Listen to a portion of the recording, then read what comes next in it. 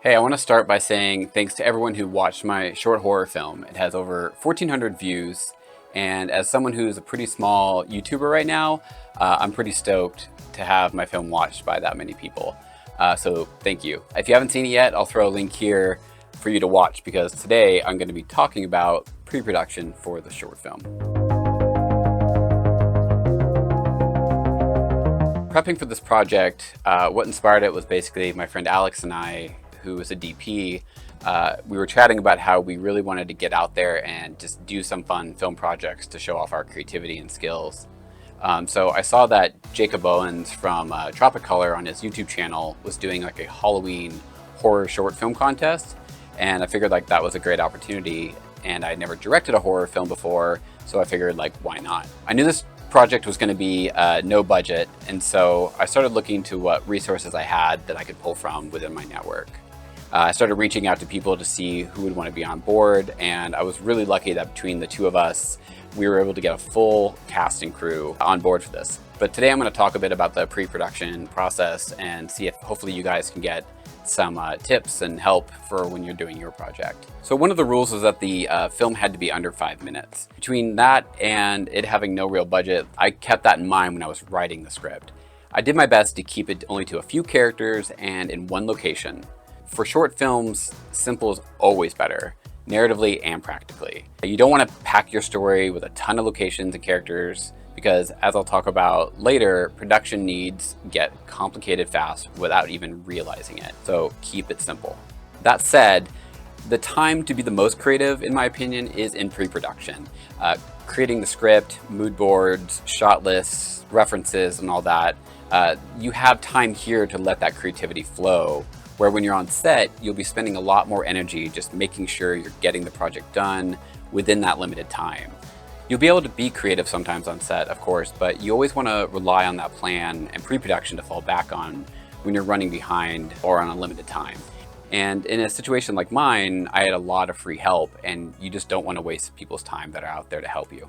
So the next thing I looked into was location. If you have access to somewhere for shooting, you really should take advantage of that. Having a warehouse, a store, or in our case, an office space like we did, can really elevate your production. It's easy just to shoot in your home or apartment, but anybody can do that, so mix it up. I recommend seeing what locations you can pull. Ask around and you might be surprised what you'll find. I was really fortunate that a friend of mine runs a community loft space here in San Francisco, and they let us shoot there for the full day. Shout out to Sarah at the Dog Patch Hub for that. Thank you so much. Some locations may even require that you have permits, like a park or something. So just make sure you are aware of this and do your research before going into a space. You can get heavily fined or actually really in trouble. So just be very conscious of this. Trust me, I have experience there.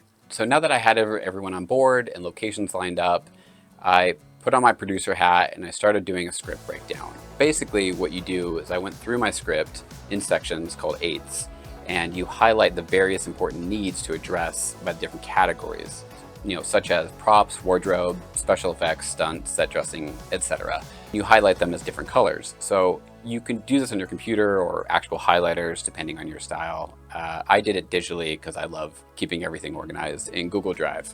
Once I had everything highlighted, I would make spreadsheets so all the needs are organized in one place. For example, I had a prop list of all the highlighted props I need for the shoot. And even in this simple script, you'd be surprised how many little things you'll miss that you wouldn't realize I actually need.